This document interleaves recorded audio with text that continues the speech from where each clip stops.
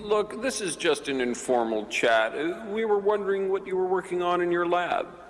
Well, I've invented a pill that gives worms to ex-girlfriends. Right, and what's positive about that? Well, it's a pill that gives worms to ex-girlfriends. Well, could it also give worms to ex-boyfriends?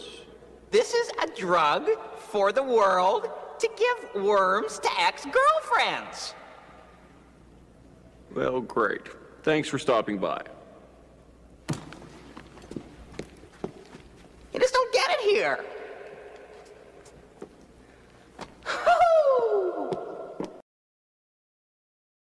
That's brilliant, man. I wish I would have hung out with you, Uel, in the day. You seem like you're a fucking great comic shop owner, Uel. I appreciate that. Come out that. and see you sometime. But I did want to really promote out. So Uel. Oh, thank you. Oh, that's my old store. Oh no. Okay. It's okay. Don't worry about it. I'll tell everybody else. Did Uel Carter, who does have a YouTube channel over there, go, so you have criminally low subs. We got to get people over there and subbing to your channel. We're going to start our volleys. We hope you like the show. Everything is ready. We're raring to go. We'll give you all the latest songs and it's full of them. We're gonna start with hard shots. Just watch this chorus steps.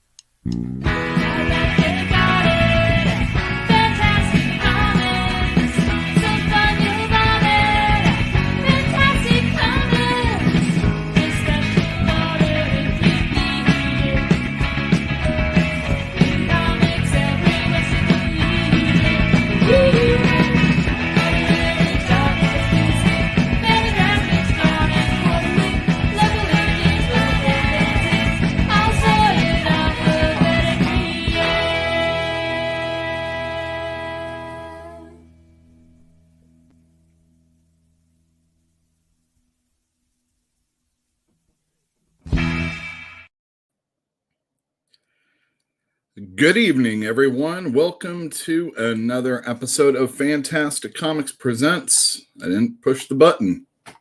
This is our 71st episode. We have been lucky enough to not have something going on to prevent us from being on weekly. 71 consecutive Tuesdays. Unless I got that wrong. I can't remember.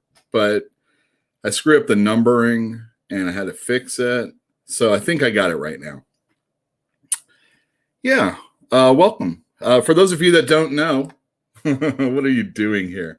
You might also be at my Uel Carter channel. If you are, I highly recommend going to the Fantastic Comics channel instead, because that's where all my other videos that are store related are concerned. Hello, I'm Uel. I own Fantastic Comics in Berkeley, California. It's not just another YouTube show dealing with comic books. It is a YouTube show dealing with comic books from a comic book store owner's point of view. And we might be the only comic book store with a theme song. Definitely one of the first, as far as I know, because we've had this for ever since we've been open. which is all the way back in 2011. Whew. The economy sure was weird back then. Not like it is now. Let's sell some comic books, and that's what we're here to do. If you can do me a favor, check out I don't know, all of our other stuff that's Fantastic Comics related. We have a Patreon page, we have an Instagram account, we have a Facebook page, we have a Twitter account, we have a online store. Just go fantasticcomics.com and you will see back issues that I have, which are a part of the whole, but not everything that you can actually get in our store. You can order them online, and if you pick them up in our store, you don't have to worry about shipping. So there's all that. So it's, you know, it's convenient, it's local. We also do it elsewhere. In fact, before we get too far into this, maybe I should do this. This takes a second because just because. Let's hope this is the right one. Hey everyone, Uel, owner of Fantastic Comics in Berkeley, California here. And I want to let you know that we now have a Shopify store. All you have to do is type in fantasticcomics.com and you will be redirected there, and you will see all the back issues that we have been listing. We've had the site up for about a month now. There's not been a lot of hits. And I want to let you know, there's a lot of really good things out here. Recently, we just added some Fantastic Four. And if you were inclined, all you have to do is click on the comic that you're interested in, and you can check out the scans that we provide for you. So maybe you aren't too keen with the grade that we put there, and you want to check out, just in case, what that book looks like. You can for yourself and make your own decision. And then buy the book. Because we don't charge way too much money like so many other places. And we aren't eBay, so you're not worrying about an auction or somebody else sniping that book that you want. We have key issues. We have other issues that go in between the key issues. It's called a run. And we provide this stuff for you so that you can purchase this. This is the thing that collecting comic books is all about. Check this Batman issue out. This is classic. This dragon and penguin on the cover. Everybody loves this one. This is some classic comic book stuff. And we have Bronze Age comics. Look at these Conans. And you can check by age. Silver, bronze, golden. Come on into fantasticcomics.com and buy some comics now. I gotta admit, I made it extra long so I could go to the restroom in situations like that. And I had to do that. Sorry. That'll be the last commercial, I think, of the evening. Let us say hi to everybody in the chat. Let's do it this way first. Sup? Sup? Sup? Sup? Sup? Hello? What's up? What's up, everybody? Early in the morning, you murdered that guy. Said he was going to be here. Hello. How's it going? Comics by Perch. Thanks for having me on Friday. I really had a great time, and I know I really overstayed my welcome, so thank you very much. Eric Breen, we're going to do something someday. Let's make it baseball. No, I'm just joking. Deviant, do I have to say underscore Porg? That kind of goes together. How's it going? Harlanberg, you know what? We will get together because I do need some number twos. Sketchosaur Rex, what is up? Catching this on the replay. Excellent. This is very good because we're going to talk about some comic books that are coming out. I don't usually hit the controversies too much, but I'm going to tie it in with the store and working relationship with customers. And my co-host for the show is going to, I'm sure, have some fun anecdotes that we can share with each other and to you. Let's see, Jelby Pill in the other room. How's it going? And wow, man, these are some names that I see all the time in other places. How's it going? And whoa, how's it going? Or walk, I should say. Walk, how's it going? All right, one last baseball thing. Reds use two position players to pitch for the second Holy cow. Yeah, well, did you get no hit 2 times this year? So I think you're okay there. And Eldad, yo, how's it going, man? It's going well. It's been a pretty good week for comic books. I have enjoyed a lot of the things that have come out mainstream and not mainstream. I got Independence. We shared that with you a couple weeks ago. And I'm going to bring on my co-host as soon as I know that they are ready. And we'll call this an interview.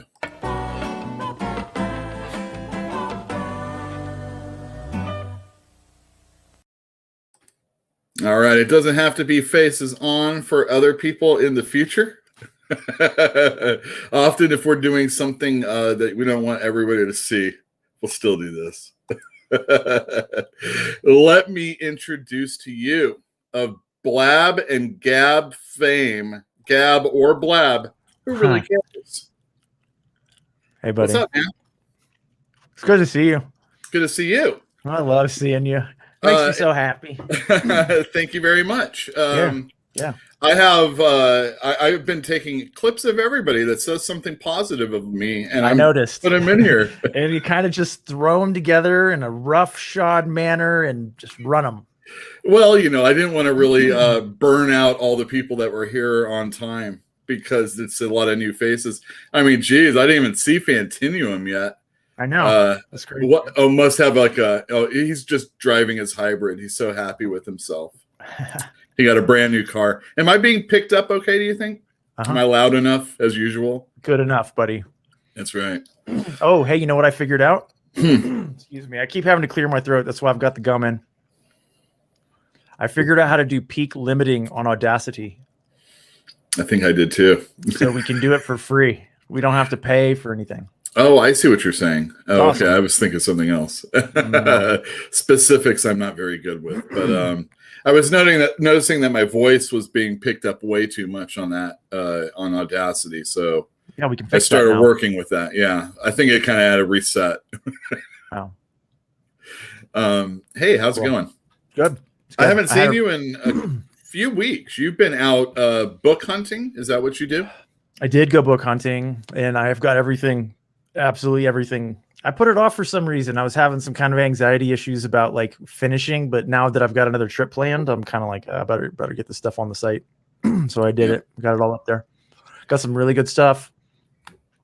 Super beautiful. Super, super beautiful. Most of the good stuff's already gone. All right, now, so you and I do a podcast along with some other people called Sci-Fi and Fantasy Read Along. This is an actual audio, not visual, but it's on YouTube also. Hey, that guy said the F word, so can I cuss? Yeah, usually we go after 15 minutes just to let you did it right away, man. You like in chat. Oh, that guy, you mean Larry. In your clip, and he's just like, fuck. And I'm like, yes. You're a fucking great guy. Yeah. First 5 minutes. Motherfucker. Sorry, guys. Yeah, we usually wait 15 minutes so that the parents don't find out what we say. Exactly. Earmuffs, kids. Yeah, you can go for it. Everybody, just let you know. The rest of the show here. Let me change this brand then. What are we doing? There you go. Oh, that's the rest of the episode. We're not going Church of the Subgenius today. Yeah, we're going gangster rap style. I remember seeing this on the metal albums that we were trying to buy when I was under 18 as well. It's because they always sing songs about like slicing your body and stuff like that. I believe it was like songs about Ed Gein and what's that dude's name? The Dr. Mengele. I believe that was one of them. Wait, Mengele. He was Nazi doctor. The Nazi doctor, yeah. Yeah. Slayer's got some explicit lyrics. Are they Slayer? Wait, that's the one where the dude gets killed, right? In the drummer, right? Or is it he got bit by a spider or something and then died. Was that what it was? Yeah, he died at 40 something, real young, 46. I don't know. He's my age or younger. Very unfortunate. Okay, but yeah, my Slayer knowledge is really not up to snuff. I used to have a lot of friends that were into that kind of stuff. You just gotta feel it right here. Do you know what I mean? When Tom Araya does that thing that he does. He just got.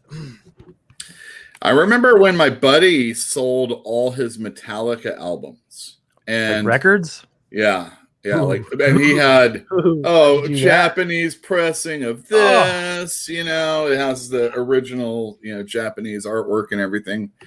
I think he ultimately got a little upset, probably around. Let me ask you a question, ATM. If a person were to get upset around a certain time with Metallica, a longtime fan. Oh, you mean the Black Album? What is that line of demarcation? That's the Black Album, the self-titled album. That's that self-titled. Mark. So if you pick the Black Album as your favorite, if that was your album, entry point, that makes sense. Like if that was how you got into Metallica, you were like, I heard about this band, and then you listen to the Black Album, and you're like, I love this. You have every excuse to love that going forward, and you might be, there's stuff in the past, I don't like it so much, and you could be forgiven for that. Mm-hmm. But I have a real hard time with anybody that listened to Metallica before that album, and then like, oh yeah, no, that's a superior album because they're just. So there's a pre and post fan. And a pre-fan shouldn't like Metallica going, after, like, really, they shouldn't be into it. Do what you want. You do what you want. I mean, we're just judging here. That's all. Yeah, we're gonna too. We're gonna. I love it because that's like my favorite type of conversation to have. When someone says, "Oh, this is my favorite something," well, now I have to start picking that apart because really, you like that? Picking something apart. Yeah, exactly. Well, it's not even that way. It's just like, wow, okay, The Lion King is your favorite Disney movie. Now I got to know. I mean, there's so many other movies I would suggest are probably better than Lion King, but I've known a ton of people that like that the most. And going into your pre and post fan, that's understandable. But even remember then, your buddy Rick Worley? You remember? Oh, funny you should mention Rick Worley because he is going to be my interview next week. Awesome. Let me just do the plug. Let me really quick, if you can remember this. The plug for next week, people, is we are going to have a very, very mind-expanding episode when it comes to talking about. I don't know, man. It's about Woody Allen, basically. I think it ties in very well with comic books and people that see people that, believe certain things and how they're perceived by those people, and how groups that wouldn't normally be anti a person are also anti that person, and then the other ones aren't when they normally wouldn't be. And I'm also talking about Rick Worley in this situation. It is going to be fascinating. He has done comic books. There is totally a connection. He shops at my store. He sold his stuff with us. It's going to be a really, really awesome. He did a documentary. You can go check him out. Next week. This week. That's next week. You can go check out his documentary on his YouTube channel and then come back next week and let's go for it. And it's going to be great because there's going to be all sorts of other people here, I think. So you were talking about Rick Worley. Tell me. One of his main points when we were talking about Star Wars was that people like the stuff from when they were kids because, for whatever reason, it's like their introduction to Star Wars or their introduction to Metallica or whatever. Mm-hmm. So people have like an attachment to the stuff from when they were young. So again, I think you have to really forgive people that like garbage. Yes, but how about when you like something and the person who created it is garbage? I don't know what to say about that, man. Well, we were talking about, the death of the author. And I know I kind of sprung that on you. It was in my head, but not in yours. Yes, you did. For everybody here in the show who might have seen the last time I was on, Uel springs on me. He's like, hey man, you want to be on the show? And I'm like, yeah, sure. And he's like, all right, cool. Look into this thing. And I'm like, all right. And so I do. I look into this particular thing. And then when we're on the show, Uel starts talking about he starts talking about the death of the artist and Roland Barthes and like all this stuff. And I'm like, this doesn't ring any bells to me. Yeah. And then I find out that I had a homework assignment. No, he didn't have that homework assignment though. Nah, it was never actually delivered. You'll just thought it had been delivered. That would be that's like a conversation we could have. Yeah, that is a conversation we could have. This is the problem when you drink and other things. The cloud of fog. Cloud of fog. I get high. What can I say? And hey, a kernel of a thought is going. So I do a lot of things, and I've really spread myself. I haven't spread myself as thin now because most of the things that I'm doing are related to just the comic book store or comic books. Yeah. But there's still a lot of different things that we're working on in store, online, social media, this thing, and then going on other shows isn't really at work, but it definitely is. It kind of is. Like you kind of got to get up for it. It divides your attention. It forces you to concentrate in a different direction than you might have been concentrating on a moment ago. Yeah, I get it. Right. I like to give you a hard time though, because I whatever, that was just funny to me. It's kind of a missed opportunity. Right. Oh, that's Uel. For me, it depends on how, I guess, how awful the person is, for sure. Oh, yeah. Whether you choose to support, watch, listen to something, even if you disagree, hate the people involved, it's a personal decision to you. I agree. Hey, do you remember that woman that worked at half price when you might have, I don't know if you were, name started with a C, ended with the E, might have been Christine. Might have been. Hudson told me he was Team Christine. I'm like, that's cool. She was into some amazing stuff. Like she was genuinely into some pretty cool stuff. And like we had a lot in common, but man, she hated my guts. And it was kind of mutual. So yeah, it's hard. I got to answer this question real quick, Courtney. Britt Baker winning the title was the right decision. There you go. Mm-hmm. I mean, it makes sense, I gotta hold on. There we go. All right, excellent. Perch says when Uel comes, it's work mostly for his liver. Let me tell you, Perch, I think I might have downed a couple a little too easily, and I really felt it afterwards. Gotta practice. Oh, it's been a long time. Practice. Well, it's funny because like I kind of, I had a visit in the restroom afterwards. I wasn't feeling so well. And the last time I did, I was drinking a beer, and I think part of it is like when I'm looking at a screen and I'm just kind of knocking them back and I'm looking at the computer screen, it kind of like screws with my So not only was I kind of like putting them down. That was a good explanation. Hey, how about about like a timer, like a little sand timer for the kitchen, and you go flip, you'd be like, oh, can't reach for the beer yet. Oh, can't reach for the beer yet. Oh, there we go. Now I can. Well, the thing was, I was also, I was kind of like mixing it and just with the smoky stuff, with harder stuff. Man, I love smoked salmon.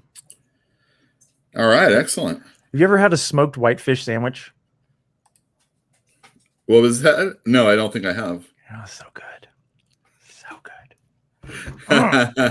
I agree with this. I mean, I don't necessarily have a problem with people getting together and deciding maybe a little bit more rationally about things. That's what the test of time is doing, man. Sure. Well, the thing is, like, you're using the test of time to rationalize what's going on now instead of like, letting I mean, firstly, like when we're talking about, and I didn't think we were going to talk about this, if we're talking about like the Confederate statues and stuff, it's not like they've been around since the very beginning.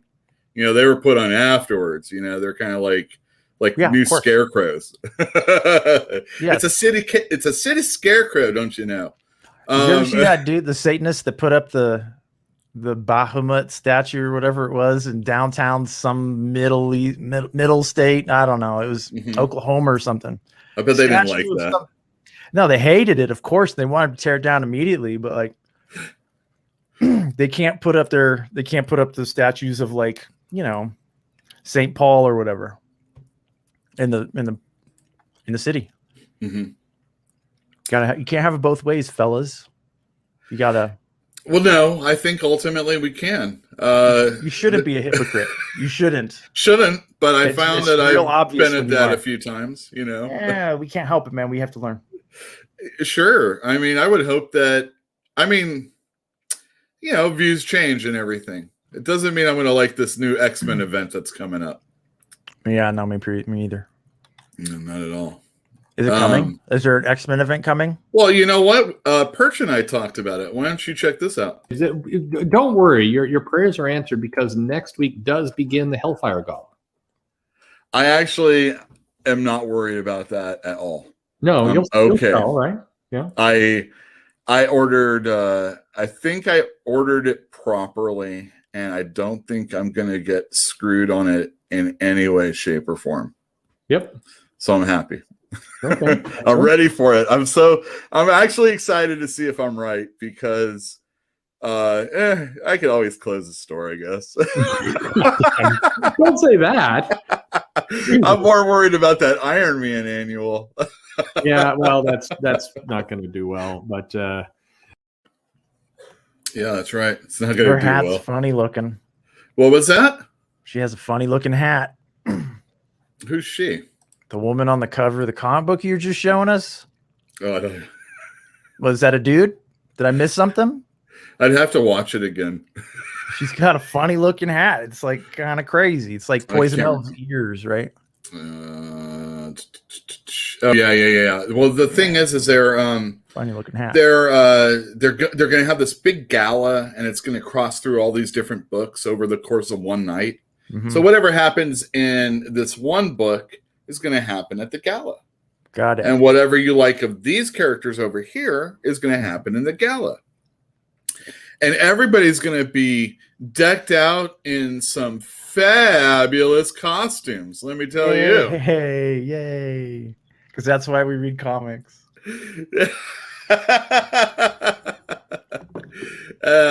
Don't worry about it. It'll be over. I'm also not going to buy it or read it. Right. So that's the Hellfire Gala, and that's what we talked about on the show. And let me get a link to that really quick. I wanted to let everybody know that didn't come from Perches or other streams that you can check me out after this. There, and it's like I swear to God. Well, I can't do two things at once. Perch had me on, and it says 2 hours and 47 minutes. Seriously, of me. And I swear to God, poor Perch. He had a list. I was 75% of what was me. Hey, Perch. I edit him. I have these amazing clips where it's amazing. It's absolutely amazing. But I've edited hours and hours of Uel talk.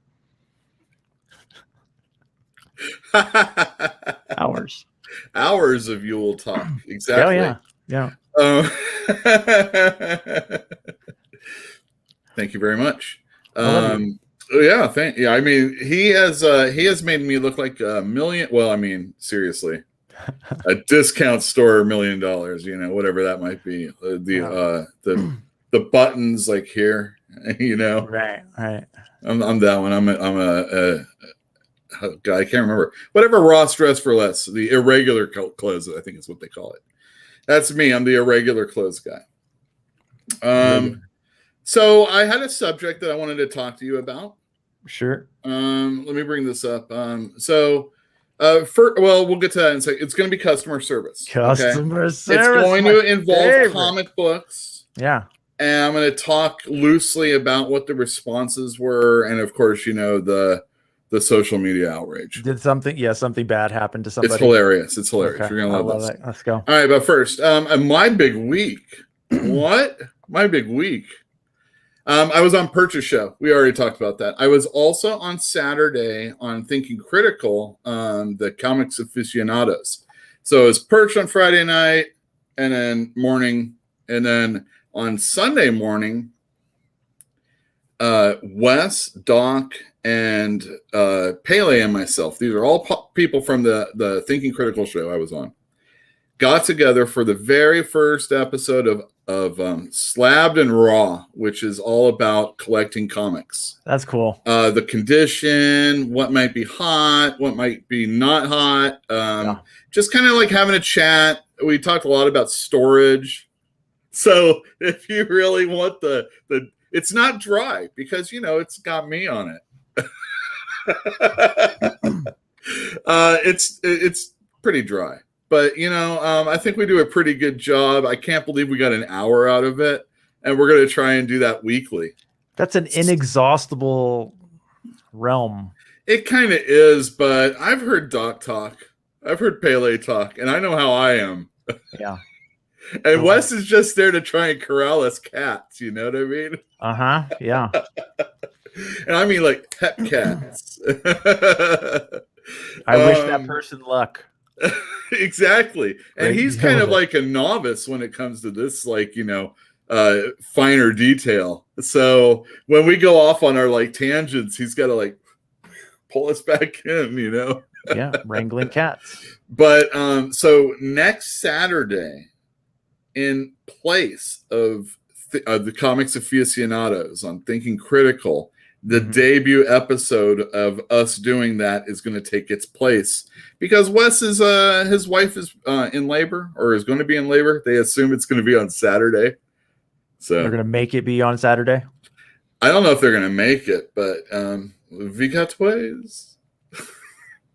Yes. I mean, it's pretty commonplace these days, I think. Scat Cat. What? Wait, Scat Cat. MC Scat Cat. That's Did you ever Scat see Cat. Is what that was that the show? The Mighty Boosh? Did you ever watch that? No, Why do you say it that way? I don't know. I've seen like one skit because Tyler showed me it. So I was introduced to that show when we used to play D&D over at Jeff's place before his buddy left town. They turned it on after we were playing D&D one night, and I watched one episode, and I remember it made me laugh so hard that, you know, I had to see more. But that one guy that works at that zoo, I don't remember his name, but he's the older dude, kind of stodgy dude, and he loves that jazz, the scat jazz or whatever it's called. Do you not know what I'm talking about? Yeah. Where they, what, like Mel Torme, the Golden Fog, right? I suppose the Golden Fog. I think that's what he was called. He was. Did you ever watch Night Court? Oh yeah. Harry Anderson always talked about Mel Torme and how much he loved him. Yeah. Came on the show all the time. Dunno. Didn't know who he was then, other than he was a singer, and I just don't care. My mom's favorite episode of Seinfeld is the Jimmy episode. There's a character who refers to himself in the first person. Jimmy likes you, or Jimmy likes you, you know, that type of thing. And Kramer gets punched in the mouth after he was invited to go to a ceremony with Mel Torme, and the ceremony is for special people. And they're kind of talking like this and walking around, and it's very offensive, and I can't believe my mom would like that. How dare she? The worst episode of Seinfeld of all time. It's great. As far as I'm concerned, let me tell you. Mel Torme was in it, though. It's actually quite a funny episode. I believe you. All right, let's get to the topic. Customer service. All right, Uel, what's up about this customer service? Let me tell you. My question. When I was an employee, I might have worked really well, but I didn't always give good customer service, unless it was like behind. Why? Why not? Why wouldn't you just like bow down and like try to, you know, practice all those soft skills and just get it absolutely 100% every time? Well, I mean, I try to be the best I can customer service up until sometimes, only sometimes, up until when you get to that person, you know. Like I can package an order, I can take your order, but sometimes when you're actually dealing with the person, it can be a little too much for me. And recently in comic book land, that has happened. So here's the drama. To and you? I'm not, no, please. To whom? Me? I'm a boss now. I own a store. I have to kiss your ass with tongue. No, you don't. I'm just joking. No, you don't. I never have to. I'm still Uel. Well. In the description of the YouTube video, it talks about and Uel-ing out. So if we want to have our favorite Uel-ing out story out there, go ahead and put it in there. I had quite a Uel-ing out moment one time when I was in an MMO, a guild. And I had a conversation. All of us were listening to this one guy who supposedly, as far as I know, has tried to kill himself before. Right? Yeah. And finally I just had it. And it's funny because you have to push the button so that people can hear you. And I just kept my finger on that button. And then it was dead silent. And then I heard that a couple days later that you got kicked out or he offed himself or what? Are you going to jail? That he might have killed himself. Yeah, but I mean, and I was like, oh my God, I did it. You saw that girl got convicted, right? That girl that told her boyfriend or whatever to go kill himself. Who's Zoe? No, I'm just joking. I don't know her name. I just know that she got convicted. Okay, so you brought up this great topic. So starting off, heavy metal. The magazine? Heavy metal introduced in the newest issue this last week, Tarna, and her new. This isn't heavy metal. What are you talking about? This is heavy metal. Magazine? This is Tarna. Heavy Metal, the company, puts out comic books and heavy metal magazine. And recently, it's only been 5 issues over the course of a year and a half now. They have had Tarna. That's here. I'm going to give you a video so you can remember who Tarna is, people out there. And it's only a couple seconds.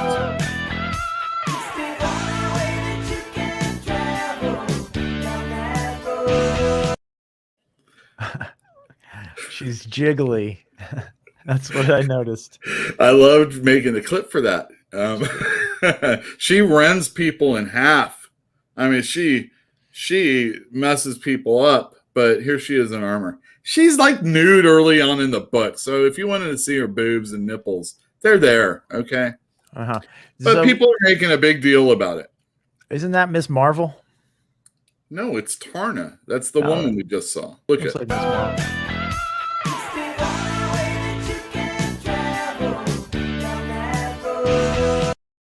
Oh, her. Her. In Heavy Metal magazine. Okay. The movie. Yeah. Remember Heavy Metal? Oh, yeah. That's that song that's playing, I don't remember that. Heavy Metal. You don't. Okay. I was going to play it again. You don't need to play it again. It's cool, man. I got you. Anyway, people were, look at this.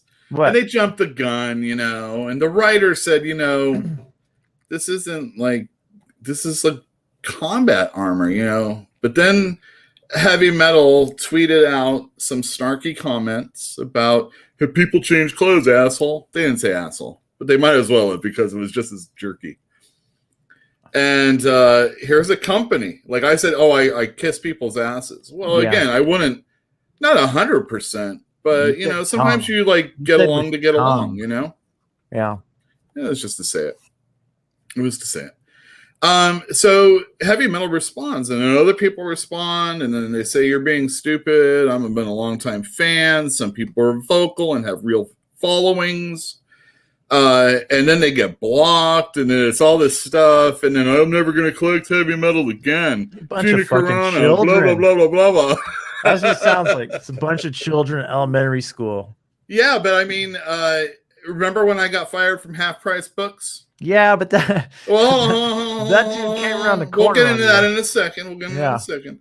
But when I was trying to get unemployment, and Matt came in and fought it, that jerk.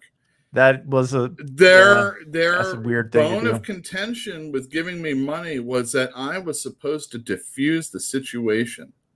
And I'm like, motherfucking cops whose jobs are to talk suicide attemptees down. Don't lose their job if they fail to diffuse the situation. Speaking of.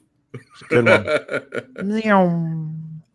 No, I mean, they go on leave at least. Come on, man. They probably go see a psychiatrist and all sorts of stuff too.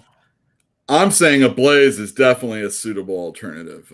Their Cimmerian Conan comic books are fantastic. It used to be Tundra. When I was young, Tundra was the heavy metal comics imprint.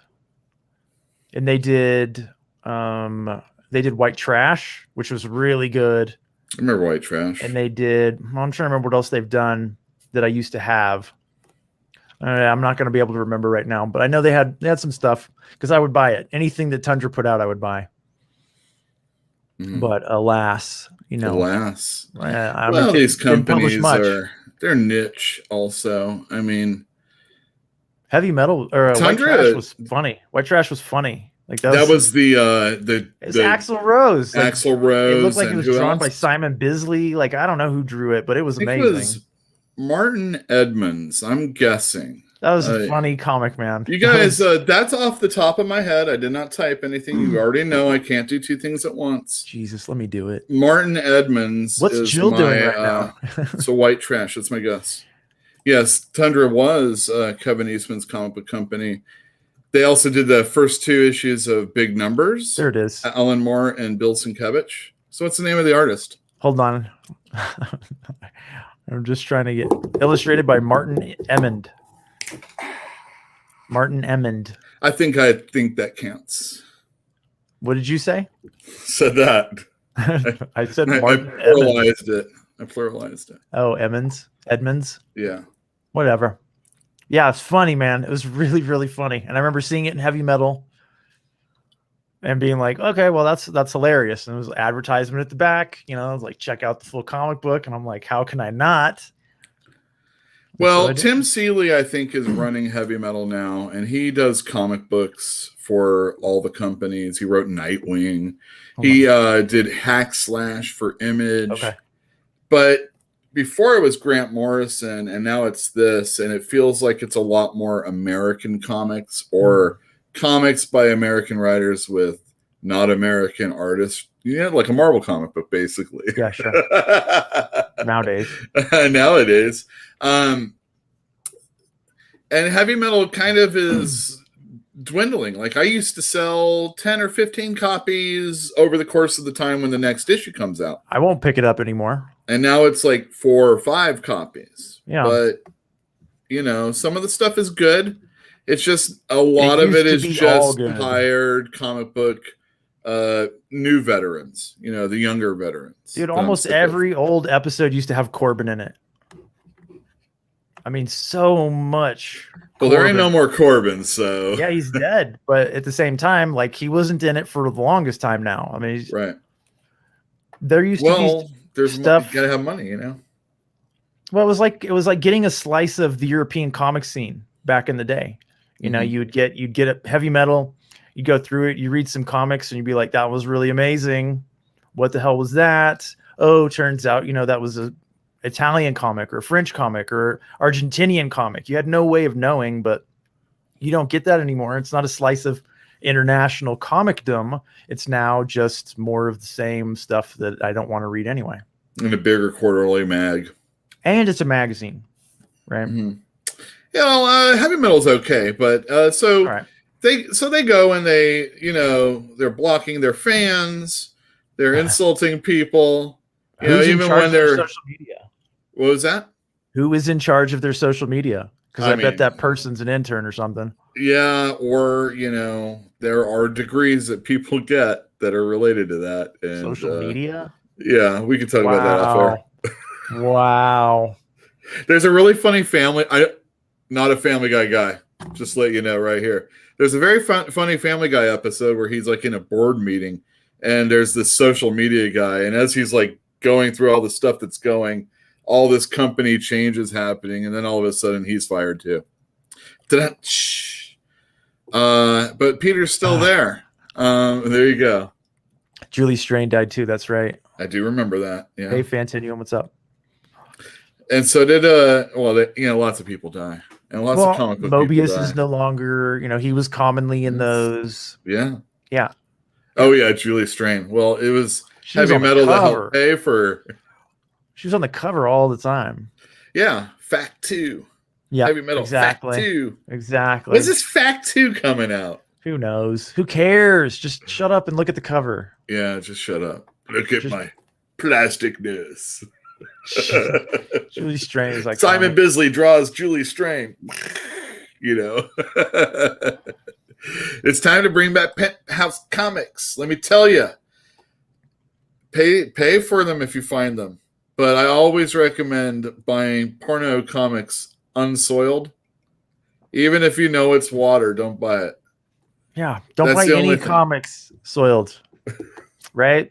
Don't buy any books that have been soiled. If the pages No, it's together, a little different if it's like Fantastic Four, like the first issue of that. I can try, I guess. but I don't have dealing to. with the dregs at that point.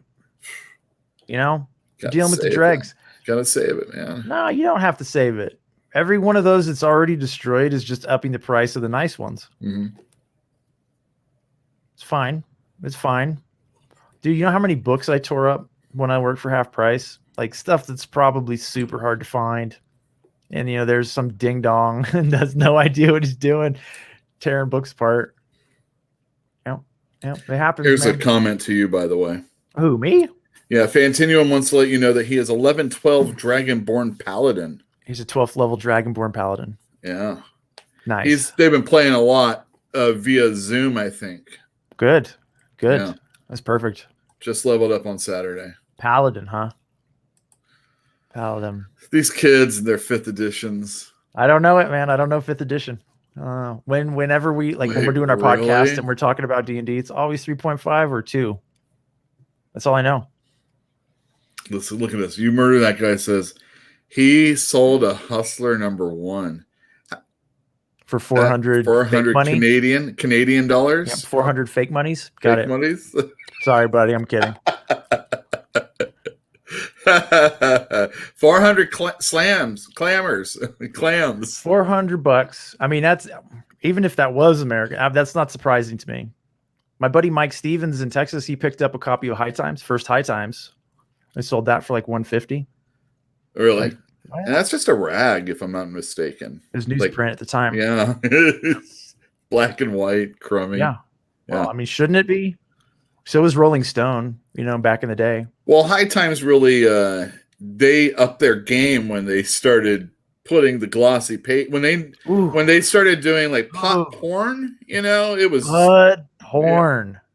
Like sticky, icky. I was just you just want to touch it, smell like it. They should have done scratch and sniff. You know what I mean? Little pine sol scratch and sniff and just So I have a Harley Quinn comic book that has a scratch and sniff pot leaf on it. Does it smell like pot? It's in the bag. I keep it mint. Oh, yeah, whatever. Keep the freshness sealed. I don't think so. I don't think it really did. Probably not anymore. No, not anymore. What are you gonna do? Was Harley Quinn a pothead? Yeah. I don't know. DC's like every once in a while they want to be like kind of edgy or something like that. Do you know how many states have legal weed now? This was when we first opened. I don't think it was even legal technically in California yet. No, it didn't happen until Colorado and Washington pulled the trigger in 2014 or 15. Yeah, exactly. I mean, recently. Yeah, well, there you go. It's amazing though. Like when you look at the map of the United States and like where weed is legal now. Come on, Texas. I'm rooting for you. Come on, Texas. You can do it. There's enough Californians moving there. It's going to finally happen. Dude, Texas did not need any Californians to like smoke weed. Like there's plenty of people smoking weed in Texas. Yeah, they're just fronting. They're just they can't. They just when they go get to the jail. polls, they just can't do it. They go to just jail can't for a pull the trigger. long time when they get caught. That's all. Yeah, it wasn't legal when it. Well, federally, technically, federally. The Fed is going to have to turn their. They're going to have to turn around on their stance on it pretty soon. Well, I mean, when the majority of states are, come on, we need the tax money. The majority population is already happily enjoying legal marijuana. Well, the population, they can be swayed so easily. Money. We love money. That is usually the way it is. So heavy metal, who knows? But yeah, they were a little snarky. A lot of people that are talking about it kind of talk about how Wendy's has a very snarky social media account. I didn't. But they're always Wendy's, the fast food restaurant. Yeah, but they're always punching at McDonald's or Burger King or somebody a little higher in status than they are. So it seems a little funnier when heavy metal, this company, is doing it to a fan who's been buying your stuff, and they say we don't really want you as a fan anymore. Like literally said that. Well, typed it at least. I'm pretty sure whoever was doing. Does this sound good? I don't want you to be our fan anymore. Yeah, it sounds pretty good. All right, send. Yeah. Also this week, what more? These guys just can't get enough. Let me tell you.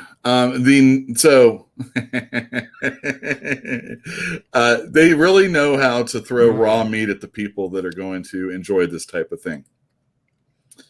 The Sandman cast came out. Okay, hold on. Don't say anything else. Let me just absorb this for a moment. Please Stephen do. Fry. I love Stephen Fry. He did all the Harry Potter books, right? I don't know. What are you talking Is that about? what it was? He did the audio for the Harry Potter. Okay, that makes sense. I didn't know that. That's all I know him for. He's British. funny. Yeah, he's funny. He's extremely well educated. Do you know David Thulis? He's a religious apologist, though. You mean for like for the Catholic Church? He's an apologist for the Catholic Church. Oh, so like raping little boys is okay? No, it's not that. He holds kind of an opposed stance to Richard Dawkins when it comes to like the value of the church. Right? Okay, all right. Yeah. That's all. Understood. Well, you feel. Oh my God! Just like yesterday or today, I think it was yesterday. Ooh. Clint Eastwood is a atheist. Yeah, it's cool. Just something. Jill was like, "Hey, did you know Clint Eastwood's an atheist?" And Jill's it's funny, not like this. I can funny see that this. you would think that. What's this? Jenna Coleman. Jenna Coleman. Who's Jenna Coleman? She was one of the Doctor's more recent companions. Uh-oh. And she was, I believe, the target of derision by old Jill B. Pill. Well, we're gonna have a Doctor Who episode someday. Patton Oswalt. And I think that'll be pretty fun. David Thewlis, yeah, I know who he is. He did all those. Oh my God, I can't remember the guy's name right now. All those '80s British movies by Michael. Oh, I can't remember his last name. And it was all stream of. It's like all stream of consciousness, like like the guys that do A Mighty Wind, and sure. Those they'll be like these are the characters, and we'll talk about you shop them or craft them or whatever. You take as much a responsibility of the dialogue as the creator of the movie.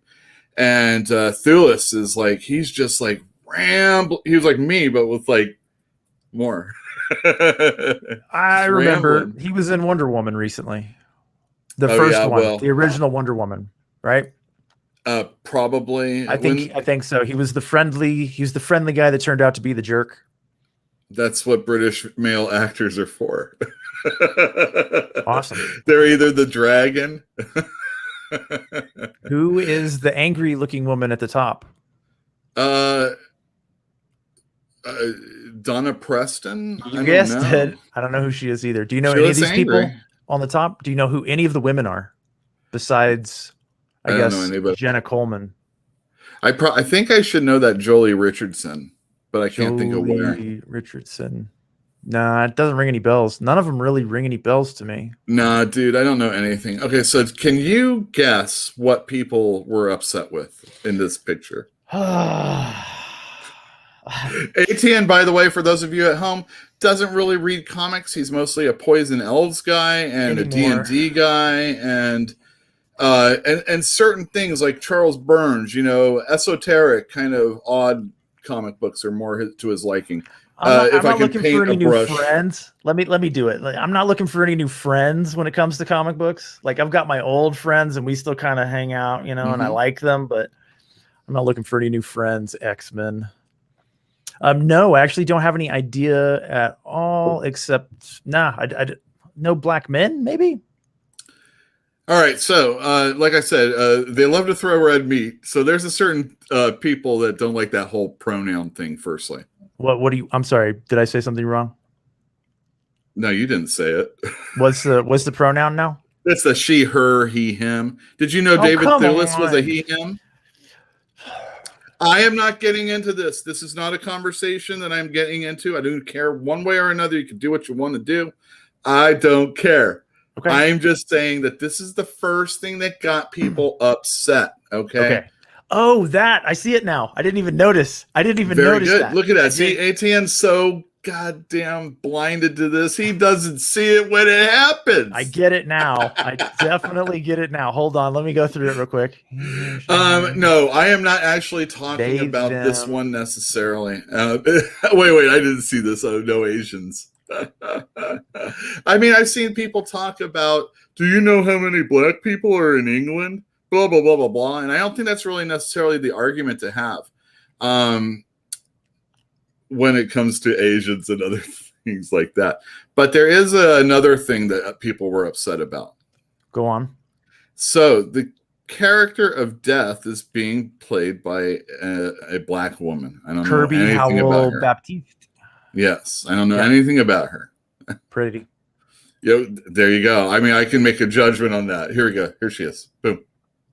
Wow. And that was like a David Finch death. That's the original. This is not the original. This is the original death right there. Doesn't look anything like her.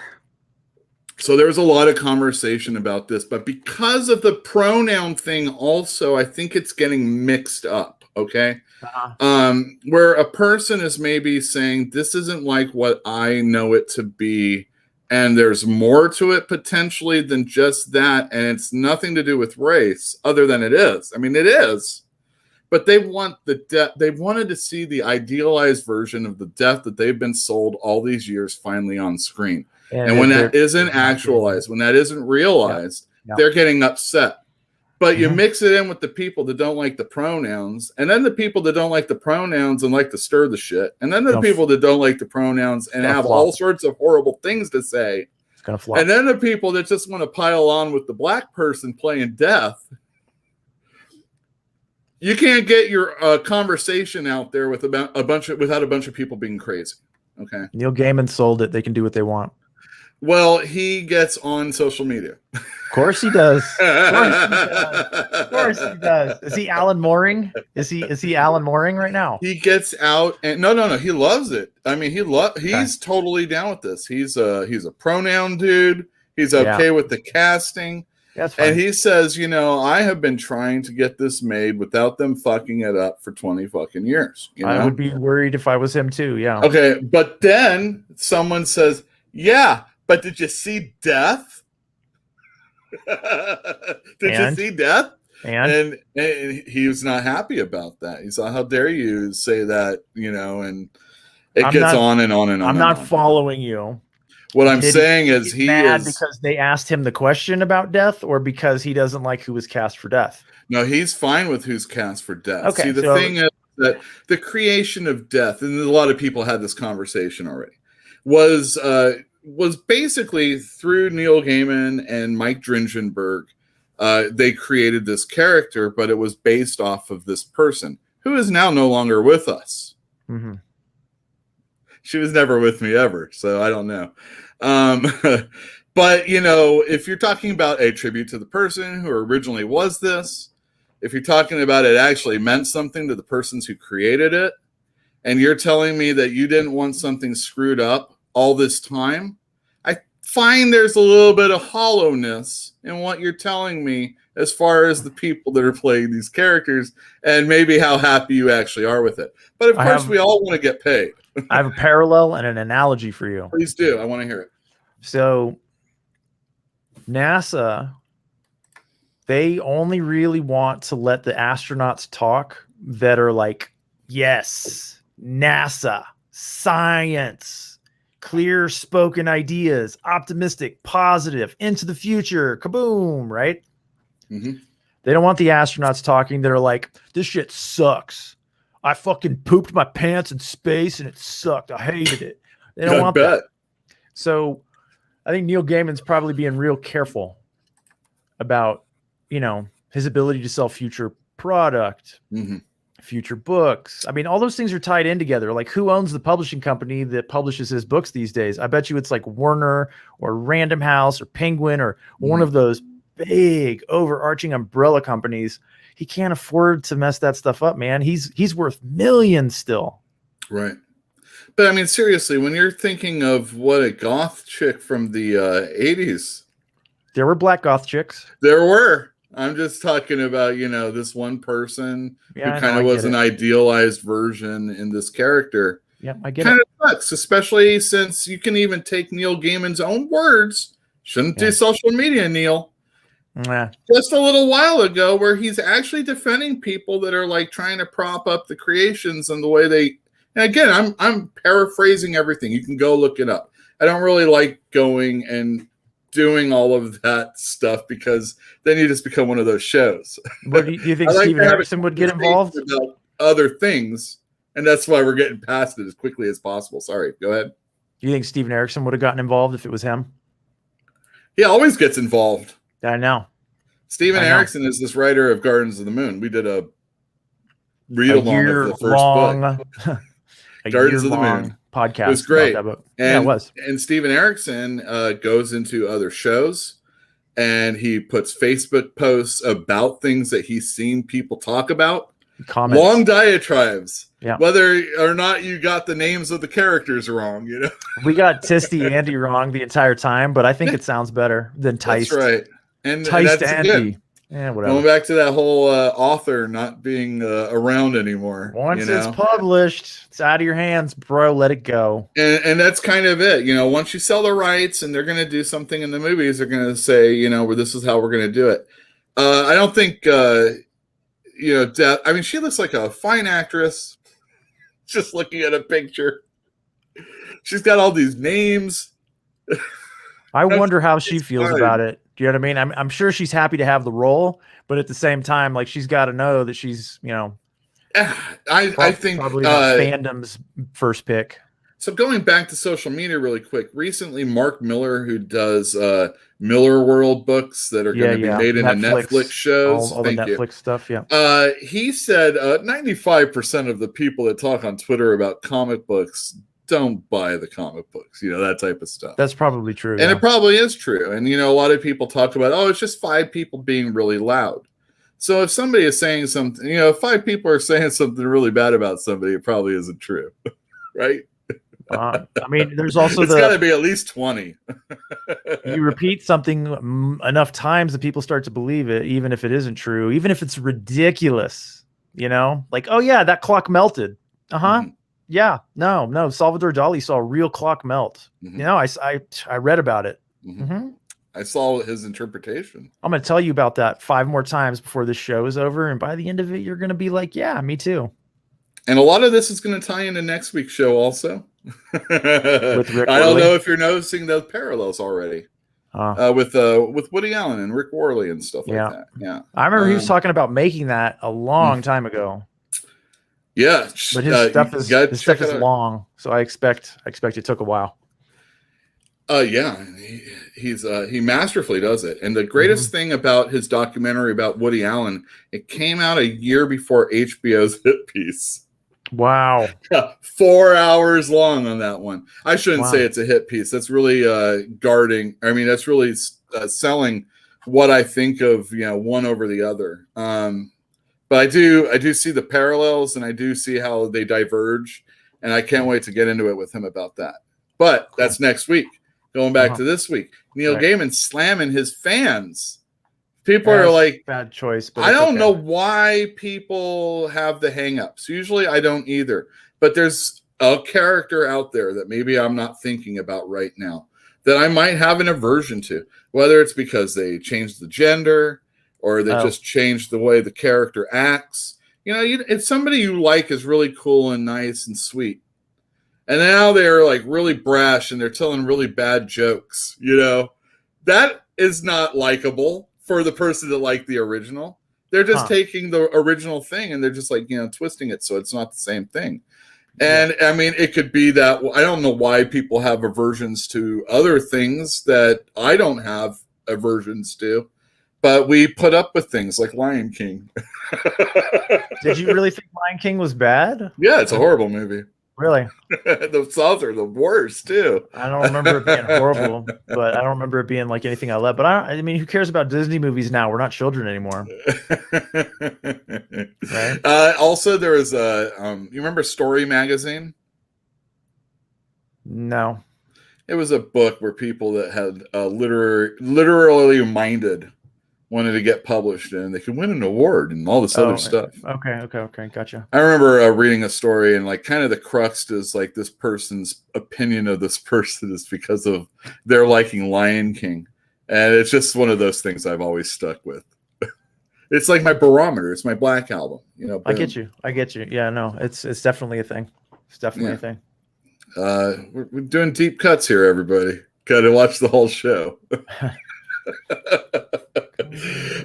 Back to the topic at hand. Professionals treating their clientele. Fans, they're not fans? the clientele. Well, the if clientele is the publisher. Mm-hmm. Well, a lot of people have that or say that. They're like, you know, my only job is to get this thing done so that Such thing as bad publicity, remember? I've heard that also. Yeah. unless you're Woody Allen, maybe. Dude can still make a movie if he wants to. Well, he can, but those were a lot of Weinstein movies, I think. He can make a movie if he wants to. I promise you. It's not over for him. Yeah. You think anybody Well, you're in the right. right mind would tell Fans. Picasso he couldn't paint anymore? No, nobody's going to buy your paintings, Pablo. You're too much of a jerk. Sorry. And often artists are jerks, and I think people have to really understand that. There are very nice people out there, but they might have idiosyncrasies. You gotta lock yourself in 8 hours a day and put something out that people are going to judge you on. I tried to get that out with Joe Corallo when we were talking about his book, talking about Red Room, and I don't think I was really phrasing it properly. It's like you are actually investing, even if you're just telling a piece of fiction, you're putting yourself out there, and you are supposed to have a thick skin when people are saying something about it. And and even if they're talking about a period out of place, you're going to freak out, you know? Maybe. Well, maybe not, but there are people that are like that. And then there's people that are oblivious. Well, there's people also how who does make this their happen? careers on trying to ruin other people's, you know, stuff or reputation, or tear it apart or tear it down, or, you know, that kind of stuff. And I think that probably gets really, really old real fast, you know. They say those who can't teach, right? And that applies to all sorts of stuff, you know. I wasn't quite good enough of a sculptor to make it, so now I teach people how to sculpt. And you know, some of those people are probably resentful of the fact that their students are just far superior to them. A lot of times, the best batting coaches actually are the ones that don't hit that well. Because the thing is like they're adjusting what they see in you. Yeah. And when you're like, let's say you're just the best hitter of all time, you want people to be like you. You know what I mean? Yeah. So, I mean, don't knock the coach, but those who can't usually coach, you know, those who can't teach, those who can't own a comic book store or a YouTube channel. Yeah, I mean, it's you gotta definitely put true. up with my story ideas now. Sorry. Yes, thank you. The alternative is that like you become one of those people that spends 8 hours a day every day going into your studio. Jill, shut up, and then you just work on a comic book for 8 hours a day. You know, That's right. maybe that's an exaggeration, but at the same time, like you could do that, but you've chosen not to. It'd be nice to go into that cabin and just kind of like caretake it and then get all that writing done with your wife and kids. That's what Michael Pollan did when he was still living in Connecticut. He had this architect design this little tiny house for him, which was his studio, and it was just in the backyard essentially, but it was this beautiful, nice place for him to go and be alone and work. You know, no telephone, no internet, just like a place for him to go and write. Mm-hmm. And that's awesome. That's awesome. But I don't think he needed a lot of help. You know what I mean? I think he's one of those people that's just writing a lot of stuff anyway. Mm-hmm. Did we see that Brian Hitch had comments on Twitter last week about DC's lack of marketing support for his Hawkman? Fair or not? I think it's fair. He probably got the majority of Hawkman advertisement was during his run, though. That's the one thing that probably is true about that. They put a lot of the the onus on the creator to go out there and bring the fans. You know, every once in a while. Every now and then. Guys, I went to school and learned a thing or two.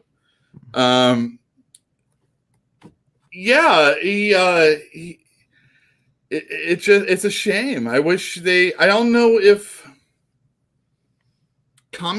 you look at comic books that I read growing up, and again, we talked about it on Purchase Channel. We often talk about it in the Aficionados. We definitely talked about it on Slabbed and Raw. They had advertisements for things that weren't just their own comic books. And during G.I. Joe, I think I remember commercials for comic books. But there isn't really a G.I. Joe in the afternoon anymore anyway, and it doesn't have to be a G.I. Joe. There really just isn't. You turn on Cartoon Network. And Cartoon Network, you know, during a certain time of the day, Bedazzled or whatever is some sort of bubble-blowing machine is being advertised. Yep. And it's never comic books anymore. Yeah. DC kind of screwed around with it when it was the New 52 initiative, but they wanted us as comic stores to kind of create the material, and then they would reimburse us for it. So we had to go out and get the time and, you know, kind of prove to them what we were doing. And I'm like, no, thank you. Right. Now, with all the stuff that I do for this show, I probably could, cobble something together and get a nice little payday from them. But it's too late. And now, but marketing. So supposedly, and I don't have any idea if this is true, but there has been allusions made by people that some of the higher trafficked YouTube channels. I'm sorry. Oh. Okay. The higher trafficked comic book YouTube channels are being reimbursed or in some way incentivized by comic book companies. And you can check them out. They usually have 1 million hits, and they're talking about comic book storylines from Marvel and DC.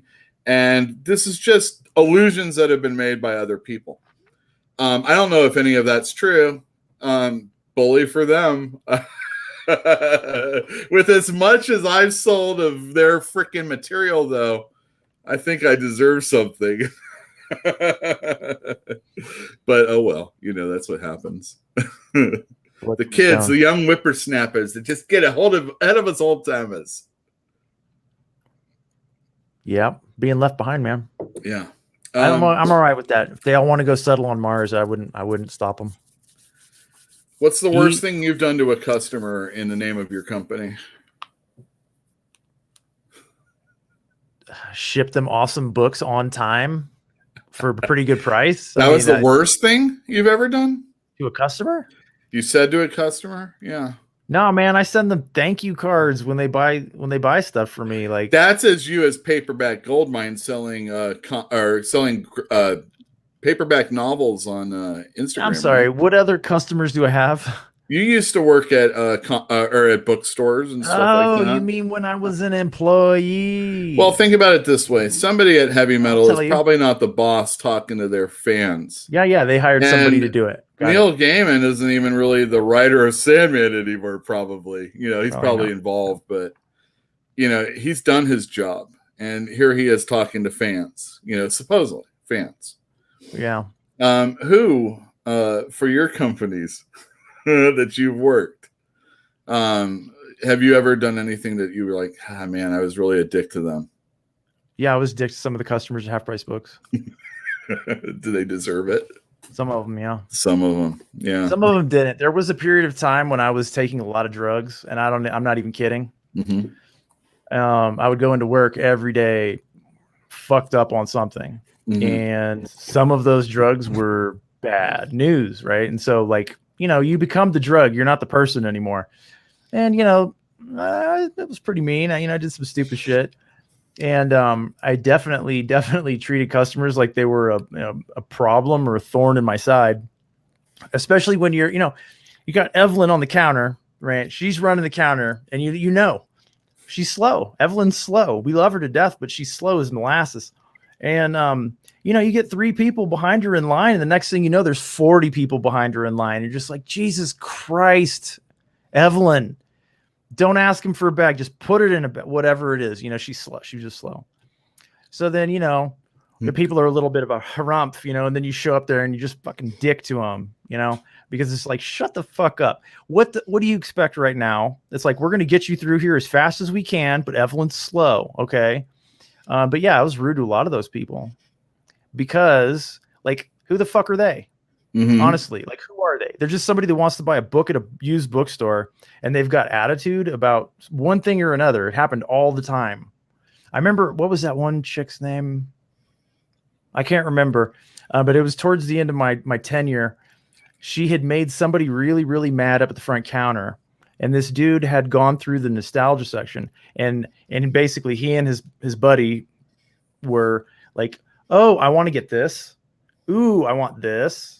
Oh, I want this too." And they made this huge pile of nostalgia books on the front counter. And they're like, "Well, I guess we're out." And then they took off, right?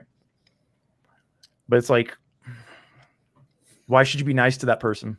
That was a dick move. Why shouldn't you tell them to get the fuck out? Don't ever come back. That's people that want to look at Classics Illustrated usually at the store. It's like, oh, really?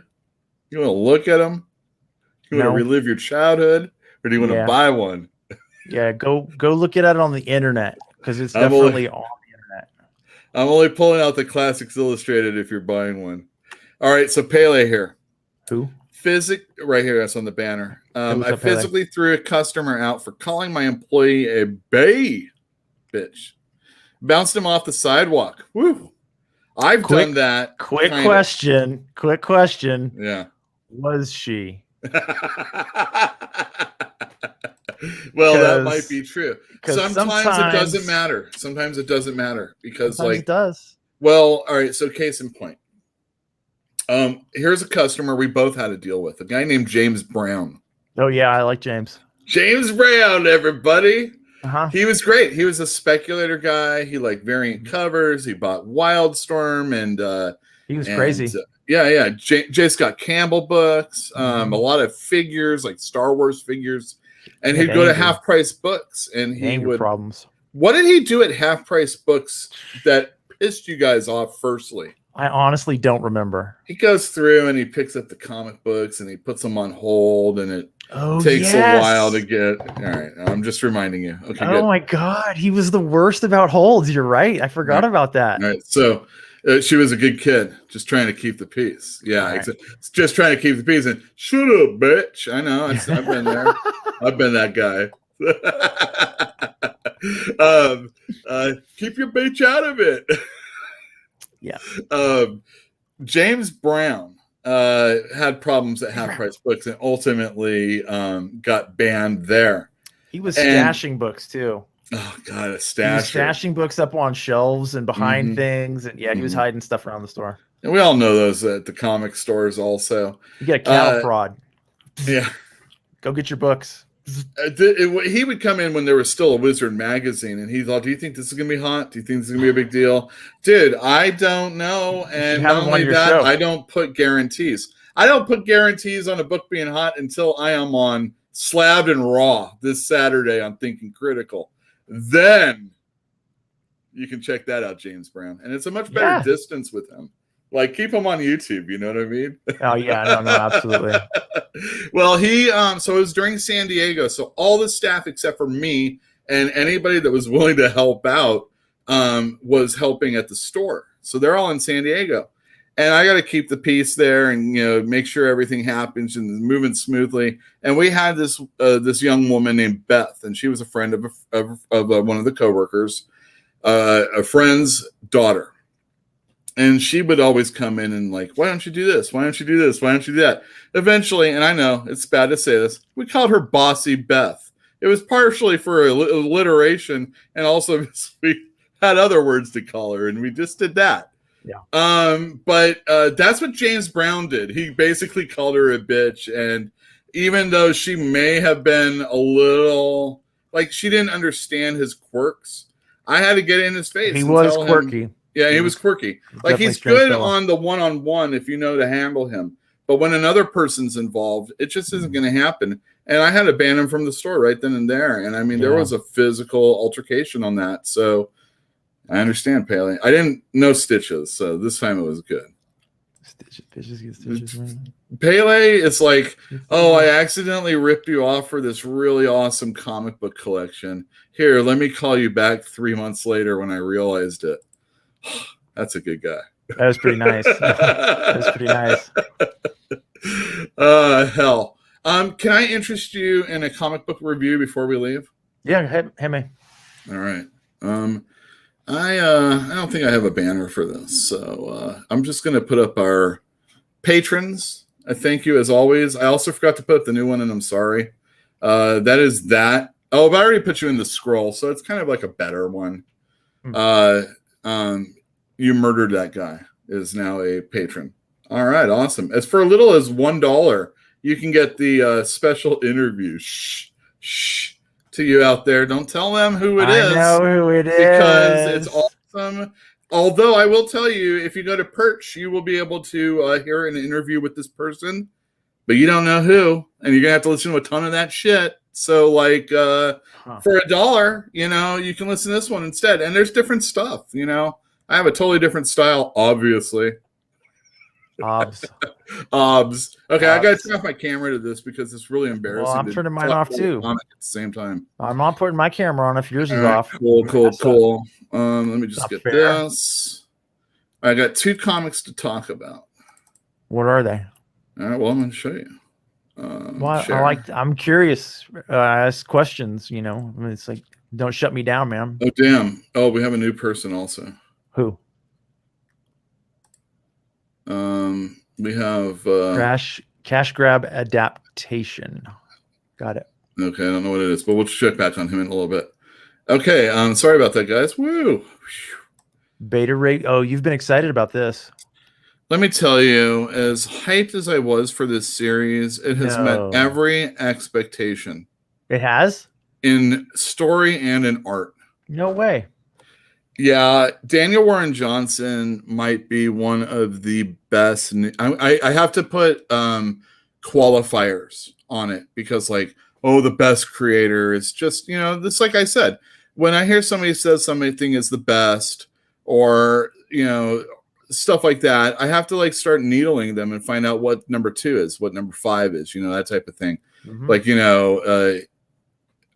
it's just like I said, Lion King, Metallica, this Beta Ray Bill, though. Yeah. Whew, Daniel Warren Johnson might be one of the best creators in comic books, period. But I'm going to put a qualifier in it and say he's still a new creator. So we're talking rookie status, You don't really find.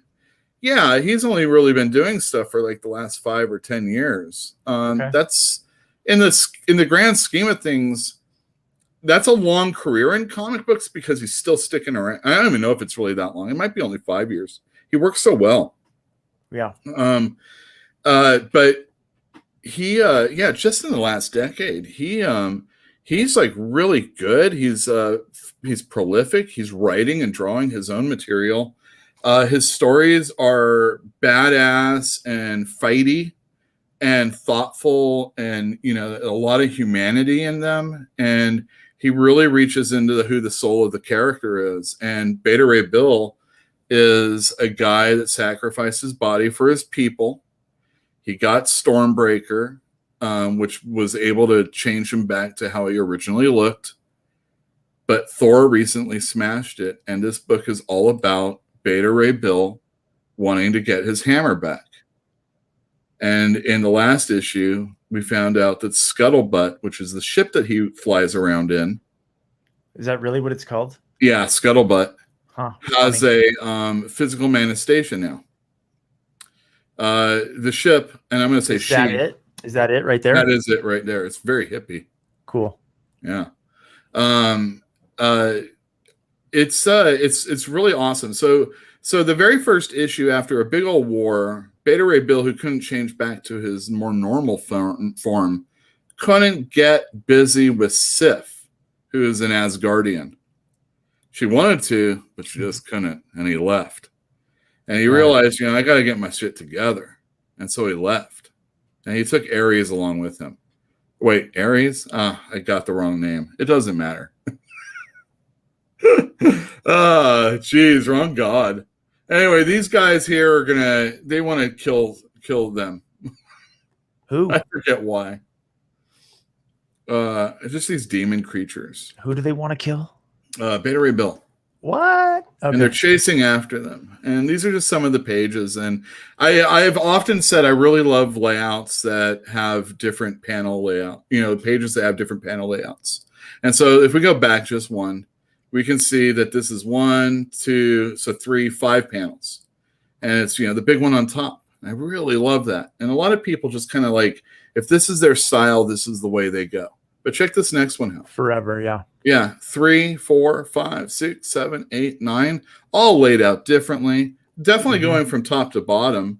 But man, this is like I would always joke that I could draw the perfect J.H. Williams, the third page, and I would just put like a big old square on the page and a big old circle and a big old circle with like smaller circles inset on the page. And I didn't draw any figures in it because that's the layout of whatever he does. But you can't guess what Daniel Warren Johnson's going to do. Look at that one. Totally different. And the deal here is they're getting chased down, and so they fell into this like lava. And what they want to do is they want to submerge into the center. But they have to like get their ship instruments going. Is that a cruise liner? Yeah, that's Scuttlebutt right there. Scuttlebutt looks like a cruise ship, yeah. Yeah, it does. But it's an awesome warship. And the thing is that they are going to go down to the center so that they can get whatever they need to have to get. Is he using his teeth to open a bottle? I think he's just drinking there, but I wouldn't doubt if he could do both. Okay. Yeah. And again, panel layout, just so awesome. So stop me if I'm wrong, but didn't he do that? Didn't he do that comic with the artist who got her hands cut off? Yeah, Extremity. Extremity. Yeah, I remember seeing that. It was very pretty. That was a beautiful book. It was so strong and emotional and powerful. And it had all the bloodletting you would ever need in any one comic series ever.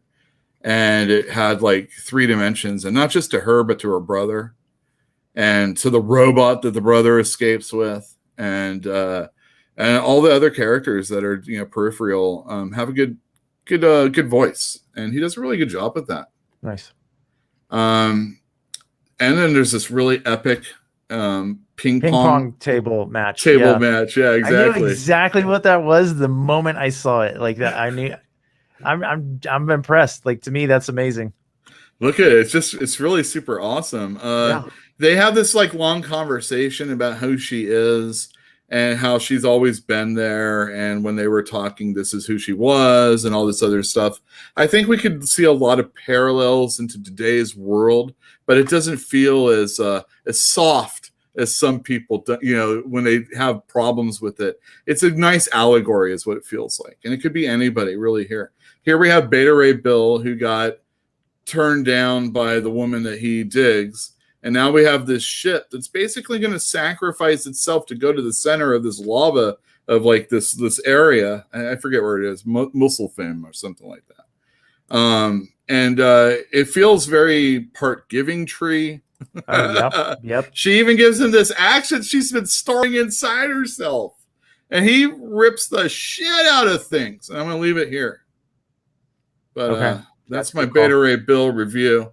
Nice. If you haven't been getting this series, it is really good. Get the trade. I don't disagree here. The layout reminds me of Americanized manga for sure. Thanks for showing up, you murder that guy. I hope we could all do this again next week. Trust me, it's going to be awesome, and we need you here to support us.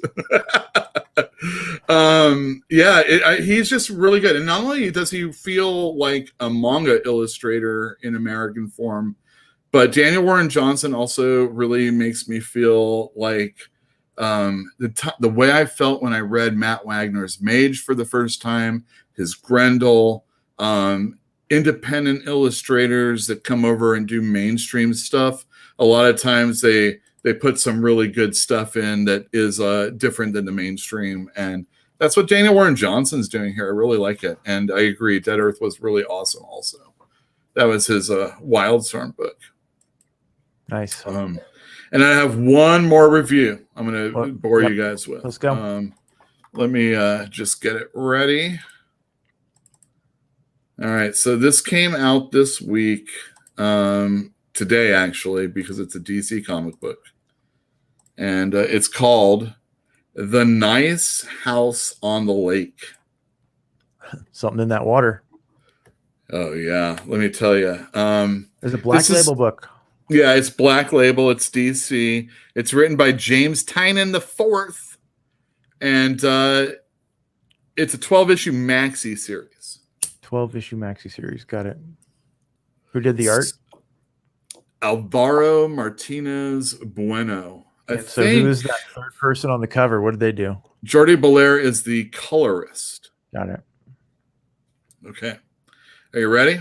I am, actually, yes. James Tynion is known for Something is Killing the Children. A very, very hot book by Boom Studios. And we've sold it pretty well. I think you were on the show still when I did their review of the first issue. Could be wrong. No bells, man. No bells. Okay, yeah. I remember his name. Like, his name rings bells, but that doesn't. Well, he's done a lot of stuff for DC. He's doing Batman right now also. So he's gotten a lot of work. He's a pal of Scott Snyder's, and when Scott Snyder is like got a side story that's involved with his, a lot of times Tynion's involved. Okay. The title also is kind of trendy because not only does Boom Studios, but a lot of other studios have really long titles now. Yeah. Here's one called We Only See Them When They're Dead. That's cool. That's by Al Ewing. But I remember you telling me about this. Yeah, this one's a fun little book also, and it has really neat art. It's pretty good. The other one's probably better. Anyway, this is one of those books where it starts now and then tells us the story earlier. Right, got it. So here we see the Ryan, I think is the character's name, who I think is a woman. Doesn't really matter. But I might say she. So there you go. Anyway, Ryan is injured and is telling us this story. Telling us a story about how she goes to this bar and sees the same people get up and leave and go and all this other stuff. Very nice panel in the middle. And if you don't know, it kind of feels like it's what is going to happen going forward. This guy that she meets asks her how she thinks the world would end. And over the course of time, whether it be talking over the phone or texting or seeing a movie, they talk about this type of thing and a lot more. A lot of social media kind of posts are in this book. I shouldn't say a lot. It's like 2 or 3. This is the only one I'm going to bore you with. It looks like, oh my God, waking up and going to the store and looking at my email in the morning. TLDR, man. Seriously, it's a lot of words. Well, no, it's not really. It's just one of those things. It's like, I'm inviting you to this place. Come on in. You know, that type of thing. Uh-huh. And then the story starts, and that's it. This is the nice house on the lake. That is nice. We were invited to go and live in this house for a week. Okay. Come on in. Yeah, I'd love to. Seems nice. So then we're introduced to the characters. Here's Ryan. Meta. This is just what happens, you know. And not only that, each person that's introduced to us has something that's about them. So she's the artist, okay? Uh-huh. Yeah. The accountant, and it also says like how they're all involved with each other. Okay, I'm not so showing you everybody. It's but a here's whole few. bunch of people getting invited all together, and then somebody's going to start murdering them. Got it. Well, here's a couple more. Yeah. And then here's Walter, the guy that invited them. Yeah. And they have a party the night that they come out. And they don't have any cell phone service and all this other stuff. And then finally, Ryan at the very end here gets some and sees something that is going to change her life forever. Uh-oh. And these people are all going to have to deal with whatever's going on outside. And I'm going to leave it there. Okay. So, yeah, it's good. All right. Yeah. That was a pretty good book. Larry from Larry's Comics, all the way out in Massachusetts. Asshole. He says that where were you when Walking Dead #1 came out? And he gives a big old picture of this book, right? Yeah. And I don't know if I totally agree, but as far as the first issue is concerned, it was really good. I liked it. Text pages in the middle of the story, the new modern creative crutch. All right, well, don't totally agree. That could have been a telephone call. It could have been a text message. What was communicated? Could have been what was actually communicated? The invitation. The invitation. Right. You don't think there's later, a more creative way to invite somebody to go and do something? Like well, there are really clever ways to get ideas across that do not rely on a text message. I agree. I mean, I'm with LK on this one. All right. Well, all right. I think it's lazy. Seems lazy. I don't disagree, and that's exactly what a crutch would be if we agree that it's lazy. I do think that comic books are trying to speak to that's the problem when you're writing something, when you're creating something. Is it going to be something that's mired in today? Like, oh, that was the sign of its time. That girl was wearing a mask. That's when Kiss was disco. Yes. I mean, it's definitely that's their Black album. When you get super specific, that's when things start getting locked into time, and then when they get locked into time, that's when they get left behind. Like, go read like an old Ross McDonald novel, Raymond Chandler novel, and like compare them, because Raymond Chandler, you have no idea what kind of car they're driving. You just know what year it is, so you kind of have to put it together in your head. But the more specific that you get, you know, then it's like, oh, he's driving around in a Gremlin. What the, you know, right. You get what I'm saying? No, I do understand what you're saying. Yeah. Vague is your friend here, but yeah, I don't know, man. Text pages, dull. I don't know. They're supposed to be engaging, and in some ways they are. You know, the comic book is in itself a way more engaging than a book, right? And if it's something like social media being addressed to, you know, the reader, it's never going to not be social media or something where I'm typing in the air or it's in my head and I'm just like thinking it. And all right, well, then I'm going to see a physical manifestation of what's playing out in my head, you know, something so that I can understand it when I'm reading it in book form. or we'll just ignore it, and it'll just be something that we know happens today, and it is a crutch if you say it's lazy. But sometimes when you're trying to communicate something with people, you have to do it with something of today. I mean, nobody knows what a rotary phone is. Few people do. I mean, yeah, but why do you? I mean, Eric in the audience. Hear me out though. Like you just say phone, right? Phone, yes. And then like, if people can build whatever they want to build. You know, if you say you hung the phone up on the cradle, you know, or the receiver on the cradle, it's like what? That's gonna get people starting to get confused. But you don't have to be that kind of specific, right? I don't disagree. They could just show up at the house one by one, and we can learn through their conversation that they were all invited, right? Why do we have to see the invite? Why? Well, and it's like I said, you know, we got that trope of, you know, something happened, and now I'm going back in time up until the moment when it happens, you know? Yes. I know you don't like that, but I don't care. I don't.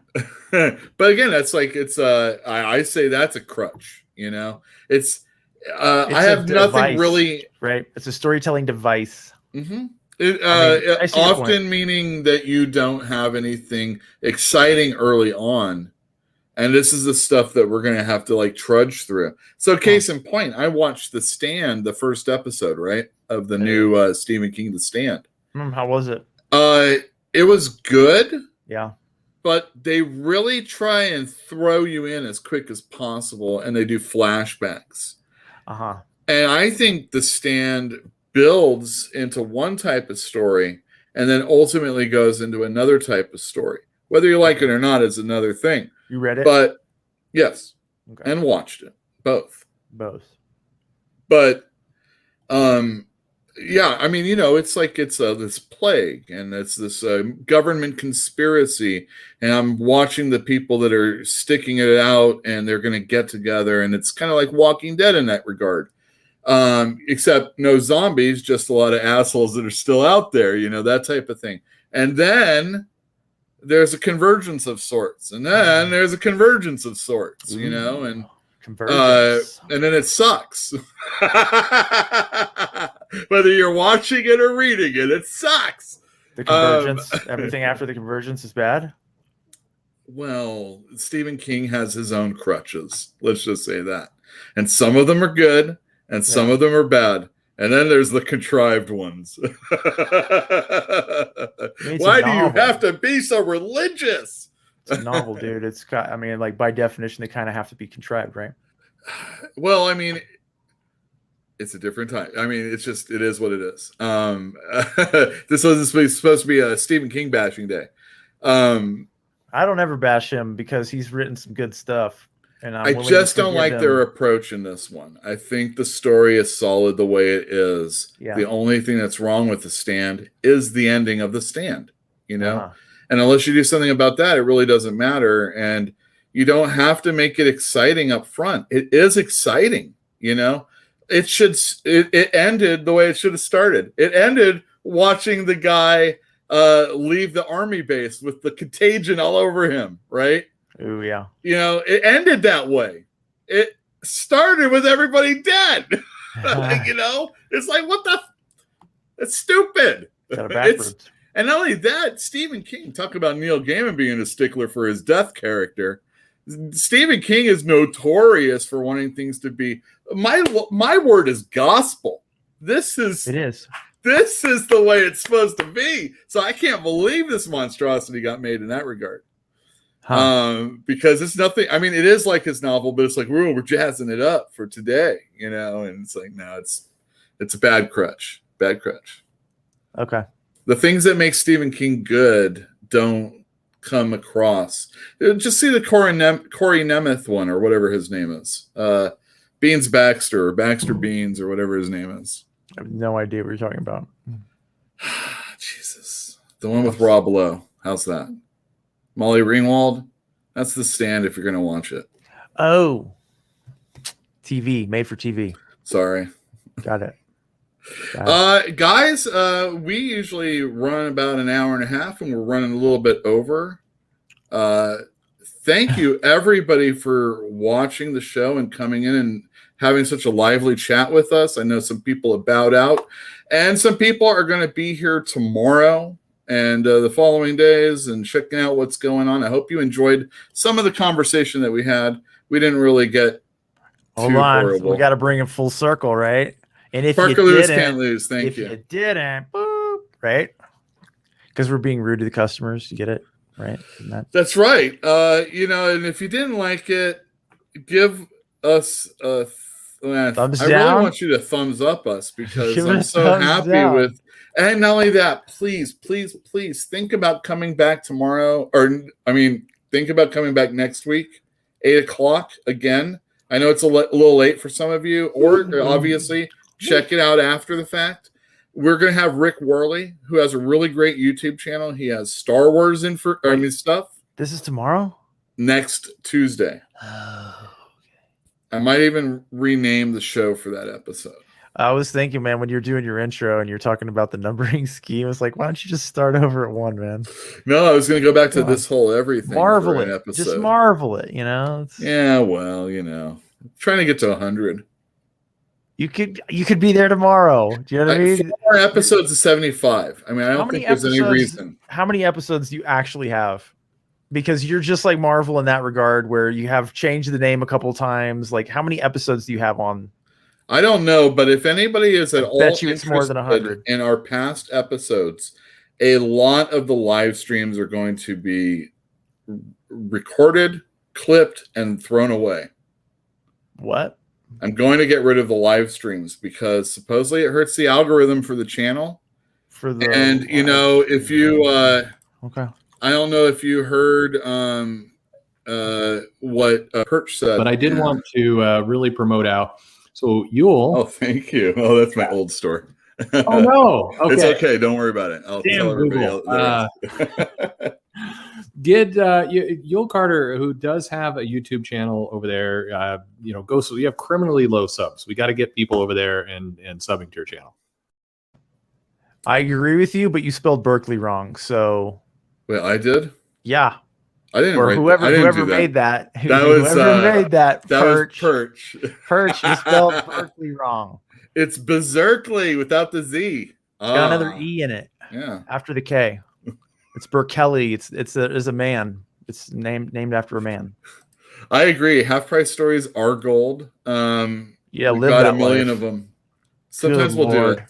What we'll do is one day we will have an episode with Tyler, ATN, and Ryan Hudson and myself. How's that? Hudson. And we'll just get together and have a big old jam about half price books and what hell we were put or what hell we put people I'm sure through. we caused some hell, but like I know that I helped some people get stuff that they really, really wanted that they couldn't have otherwise afforded. Mm-hmm. And I feel good about that. That's right. I feel good about that. And that's how I feel about running a comic store. I just really want to sell stuff that people want and have people enjoy what's out there. And I think there is something for everybody. And not everything has to be all, gloom and doom, even if death doesn't look quite the way you want it to. Yeah, whatever. I mean, I'm not going to watch it because I don't care, right? Mm-hmm. But at the same time, if somebody was tinkering with stuff that I liked, I'd go into it with some hesitation. I'd still watch it, though. Mm-hmm. I'd still watch it. What's before we leave, what is the one thing that you like so much that you couldn't handle an adaptation of it that wasn't like you think it should be? Blade Runner. No, and so it's never had a good adaptation. I mean, has it had an adaptation? I would say that the Villanueva version is kind of an adaptation rather than a sequel. Mm-hmm. I mean, what are you really asking me? I don't know. I was like, what franchise? If Dune, if this comes out. I don't care about Dune. I care about Blade Runner. I care about Blade Runner. I care about Blade Runner. Like that to me is like a mind-blowingly amazing, immersive world. But it's the movie, not the book, that does it. And so if somebody decided they were going to remake Dune, I'd be a little hesitant, and I was, but it wasn't really a remake, right?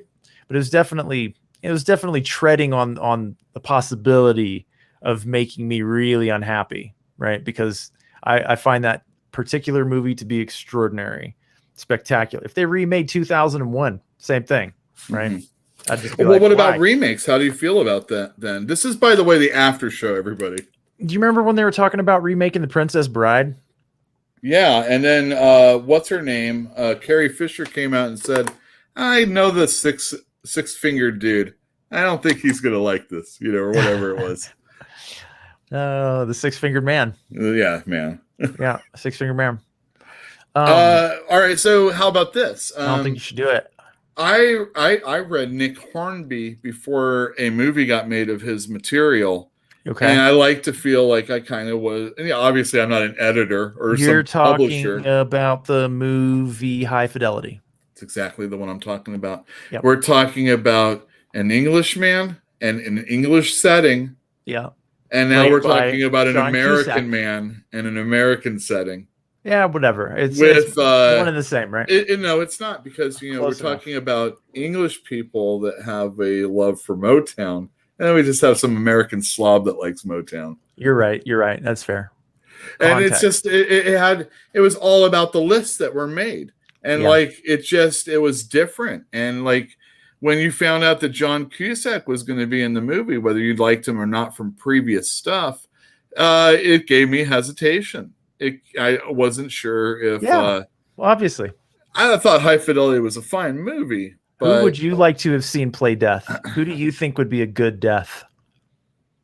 I don't know who the young starlets are these days. I don't but, give a shit, dude. Well, I mean, no idea whatsoever. No, I don't have an idea. I know you're like Scarlett Johansson. Yeah. She can play just about any role. I Yeah. knew it. I knew it. I mean, she's not a great actress. But, No, she's not. Oh, I meant Jamie Lee Curtis. I She's don't even know who I Marvel. She's said. Marvel good, right? Whatever. Yeah, whatever. I don't need to get Marvel into movie. it with about her. She's a fetching lady, though, for sure.